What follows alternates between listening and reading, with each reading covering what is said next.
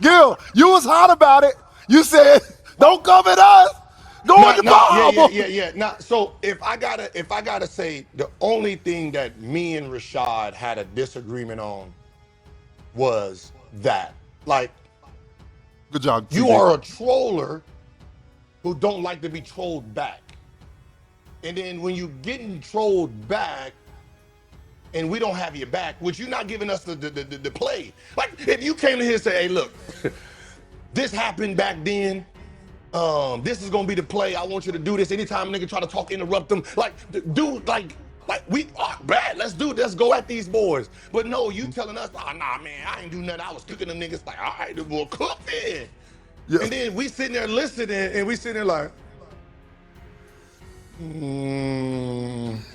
like we know when you bullshitting because we with you every day. So you sit here, we sit here like, and now we want to be petty now. Like, we want to add in I ain't gonna lie, Gil. My favorite part, Gil, is when he asked you, "Do I look like a type of dude that would lie?" And you dead ass looked at him and said, "Yo, Yes. fucked up this whole shit. Fucked up his whole play." Yes, you do. Now, the problem with that is I didn't know what was going on. Because I'm dealing with my own shit going on, so I'm not really in tune with the internet. So I didn't see y'all was having a little back and forth yet. So if you actually look at the episode, you can see he was trolling me the whole time. He was on troll mode. Everything I said, he goes the opposite the whole day. Gotcha. So when he sit there and threw that at me, I did exactly what he was doing to me. Just go the opposite. Do you think I'm a quitter? Yeah, for sure. For sure. Like, I play video games with you. You quit. Right? Like, we on the basketball court. You quit. You get a win. You quit. You ain't running it back. So yes, by the definition, yeah. So that's what I'm going off of. I don't know. He got a speech coming up. Going on. So when y'all went back and he goes back and I'm sitting here like, yo, bro, if you're not going to address them and get the gutting and you come on with your surgical stuff, if you're not going to do that right now, bro, don't, because all you do is just yell at us and get mad at us and pretend we're on the side. Like, if you're not going to address them and really get to just saying whatever the fuck you want to say, then don't do that shit on our time, man. Do that on your personal. Don't do it on the show. So that's the only time that I was really heated, because when him and Pat got into it, he was basically writing on his Instagram that we lined him up. Like, wait, I lined you. Wait, first of all, You knew he was coming on the show. Like, he was. If I did Pat's show, and if you watch Pat's show, before we got into anything, Pat was like, "Hey, I want to address some shit." Like, oh shit. Come on over. Right. So he plays the clip, and he plays the clip. He said, "Yo, so this is what you got going on." I was like, "This is all we seen, so we're going off of this." So then he plays the whole clip, and then he says, "I don't know why McCants is talking. I made him quit in the workout." I'm like, "Oh, okay." And then BJ did it. So as soon as I got off it, I was like, "Hey man, Pat was talking reckless, bro. Pat said this and this." And then, you know, that nigga, I'll cook that nigga. Like, all right, I'm just. So from there, he was just throwing shots at Pat. Pat was like, "Hey, man, I want to come on the show." I was like, all right. So I ran about him. "Hey, man, Pat said he done seen all this. He want to come on the show. What you think?" Hell yeah.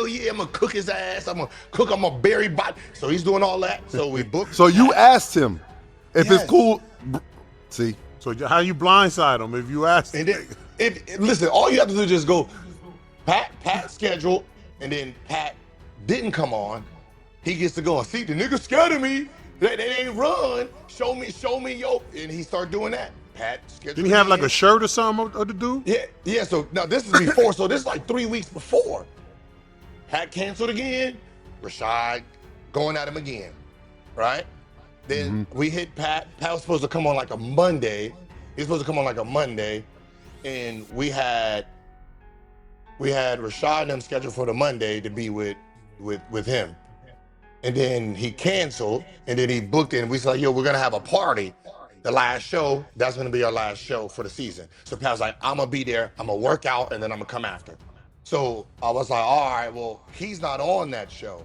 So we had to rebook, we had to put Miko on another day, and then made sure Rashad and Brendan was on that last day.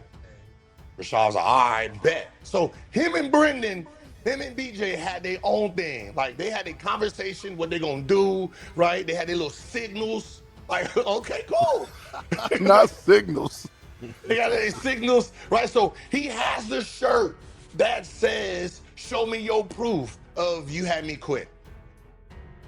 So they get to going. We there watching. Brandon's like, because if you see it, we didn't have it on the rundown. We didn't have none of that. We wasn't going to touch it. If you want to call it out, then y'all do y'all thing. But it wasn't part of our rundown to address any of it. We were just going to have a regular rundown, party vibe.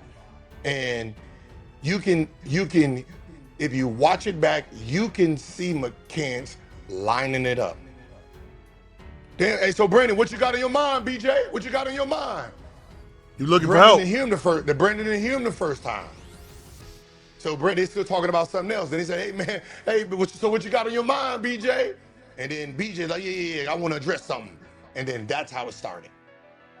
And then they go from there, and then we all seen that. Niggas out here looking for lifelines. I didn't listen, because I was high, because we had hit like 12,000, and then for 12,000, I had to hit weed for the first time. So I didn't know what was going on in real time. I had to watch it a few days later when I woke up. Right? Again, why you ain't jump in though? Why you let him get jumped? He was cooked. When I was cooked, I didn't know what was going on. I was. No, I'm talking about with us. With us. Why you ain't jump in? He didn't know the play. No, nah. It's this. You know when your boy be like, yeah, nah, I'm a whoop on dude. I'm like, yeah, you need our help. Nah, it's about to be easy work. Oh, it was, It's oh, about was to be that easy. Oh. Then we'll stay in the car, and then we out there watching you getting your ass whooped. Bop, bop, bop, bop, bop. Like, hey, you want us to come? Bop, nah, I got this. You're like, oh shit, we good. Okay, all right, my guy. Like, okay. Like we could have snuck around, try to get a couple sneaks in. No, you just want to go out there, bet. So like we at the car just watching you getting your ass whooped. Like we didn't want to watch. We wanted to help. Like I could throw a punch here and try to, Gilbert Arenas fans are once again going back and forth over the relationship between Gilbert Arenas and Rashad McCants after Gilbert dropped another behind-the-scenes story. According to Gilbert, the friction between them started when Rashad was trolling people online, but soured once that same energy got turned back around on him. Gilbert says Rashad expected the rest of the crew to jump in and defend him, but never actually laid out what was going on or told anyone how he wanted them to respond. As Gilbert tells it, the cast would have had his back without hesitation if they'd actually understood the full situation. The most surprising piece of the story centers on the Patrick Beverly episode. Gilbert claims Rashad and Brandon Jennings had already worked out their own game plan ahead of time and even showed up with a shirt prepared for the confrontation. Gilbert, meanwhile, says he had zero idea any of that had been planned going into the show, and he joked that he was high through the whole episode. So while Rashad was catching heat during the exchange, Gilbert says the rest of the panel stayed out of it because they figured Rashad had things under control. According to Gilbert, Rashad had already told them, "I got this," so they let him ride it out on his own. Now here's the question for you. Should Gilbert and the rest of the crew have stepped in to back Rashad up regardless, or was it fair for them to sit back after Rashad told them he had it handled?